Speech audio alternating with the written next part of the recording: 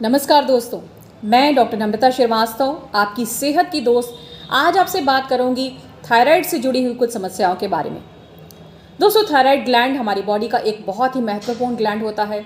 बहुत सारे फंक्शंस को ये परफॉर्म करता है, लेकिन कई बार इसकी फंक्शनिंग में जब प्रॉब्लम आने लगती है तो ये कुछ समस्याओं को जन्म देता है।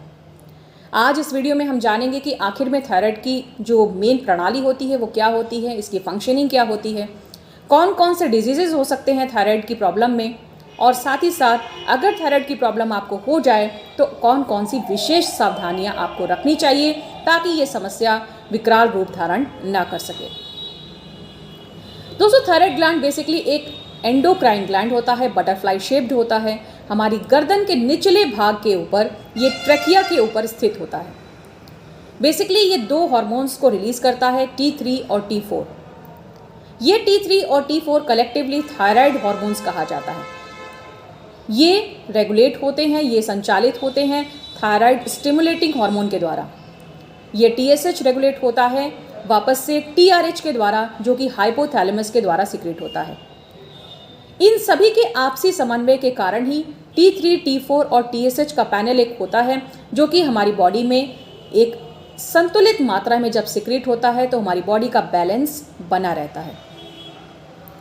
दोस्तों, थायराइड के बेसिकली जो फंक्शंस होते हैं, जो मुख्य कार्य होते हैं, वो होता है मेटाबॉलिज्म को रेगुलेट करना, हार्ट रेट को रेगुलेट करना, रेस्पिरेटरी रेट को रेगुलेट करना, हार्ट कॉन्ट्रैक्शन रेट को रेगुलेट करना, बॉडी की ऑक्सीजन कंजम्पशन या कैपेसिटी को इंक्रीज या डिक्रीज करना, और साथ ही साथ बॉडी के जो मेन वाइटल न्यूट्रिएंट्स हैं उसको एब्जॉर्ब करना।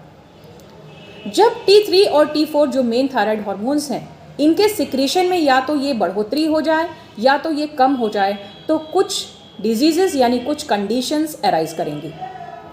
सबसे पहली कंडीशन जो सबसे कॉमन है वो है हाइपोथायराइडिज्म। हाइपोथायराइडिज्म नाम की कंडीशन में T3 और T4 हार्मोन्स का प्रोडक्शन कम हो जाएगा। जब ये कम हो जाएगा तो फिर मेटाबॉलिज्म स्लो हो जाएगा। मेटाबॉलिज्म स्लो होने के बाद बॉडी का वेट बढ़ने लगेगा, भूख कम हो जाएगी यानी एपेटाइट लॉस हो जाएगा। इसके साथ ही साथ हीट इंटॉलरेंस हो सकता है, कॉन्स्टिपेशन डेवलप कर सकता है, और महिलाओं में हैवी मेंस्ट्रुअल ब्लीडिंग की प्रॉब्लम हो सकती है। दूसरी जो कंडीशन होती है वो है हाइपरथायराइडिज्म।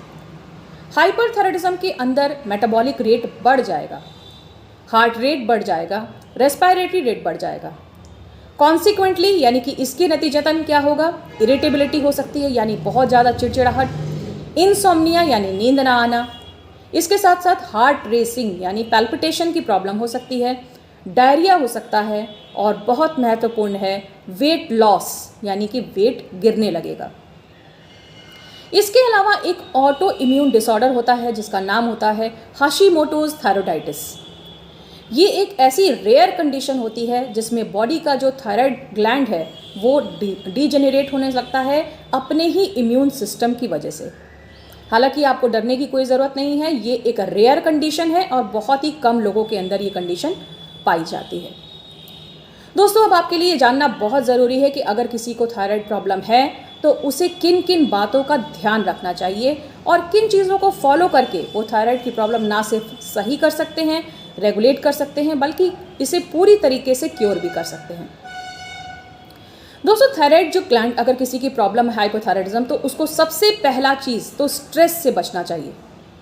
स्ट्रेस यानी तनाव एक ऐसी कंडीशन होती है जिसमें हमारी बॉडी का कॉर्टिसोल लेवल यानी कि जो तनाव बढ़ने के कारण एक हार्मोन होता है वो बढ़ जाता है। ये कॉर्टिसोल लेवल हमारे थायराइड ग्लैंड के ऊपर बहुत बुरा असर डालता है और कॉन्सिक्वेंटली थायराइड हार्मोन्स के प्रॉपर सिंथेसिस को होने से ये रोकता है।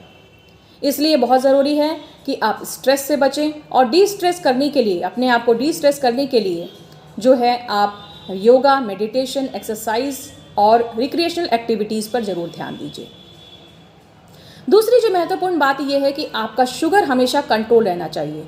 अगर आपको हाइपोथायराइडिज्म है, आपका मेटाबॉलिज्म ऑलरेडी स्लो है और अगर आप शुगर की प्रॉब्लम से ग्रस्त हैं तो आपका बॉडी वेट और ज़्यादा हो सकता है, यानी कि आप ओबेसिटी का भी शिकार हो सकते हैं।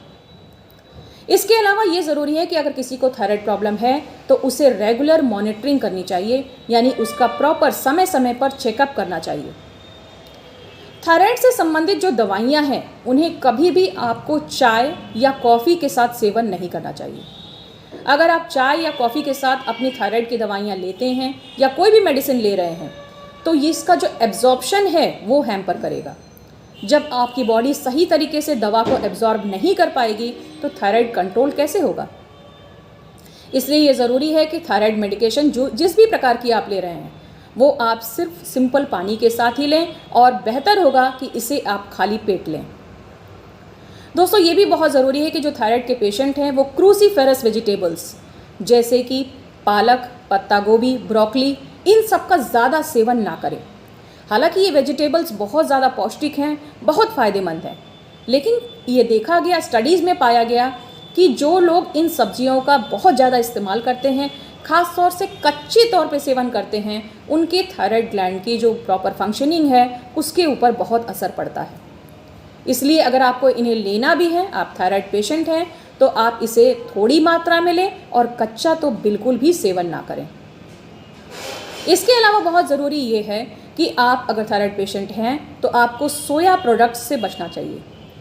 सोया प्रोडक्ट्स में भी कुछ ऐसे तत्व होते हैं जो थायराइड के हार्मोन्स के प्रॉपर सिंथेसाइज करने में उसको हैम्पर करते हैं, यानी उसको सही ढंग से सिंथेसाइज नहीं होने देते।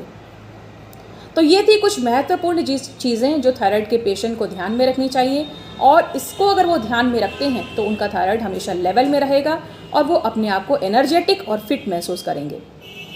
दोस्तों होम्योपैथी में भी थायराइड से संबंधित बहुत अच्छी दवाइयाँ हैं, लेकिन इनका चुनाव तभी किया जाता है जब पेशेंट के सारे लक्षणों को हम नोट डाउन करते हैं और उसके आधार पर दवा का चयन करते हैं।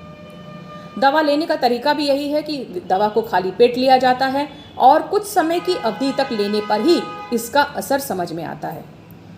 जो लोग कंजर्वेटिव मेडिसिन जो ले रहे हैं और अगर वो होम्योपैथी में शिफ्ट करना चाहते हैं, यानी होम्योपैथी में चेंज करना चाहते हैं, तो उन्हें अचानक से नहीं करना चाहिए।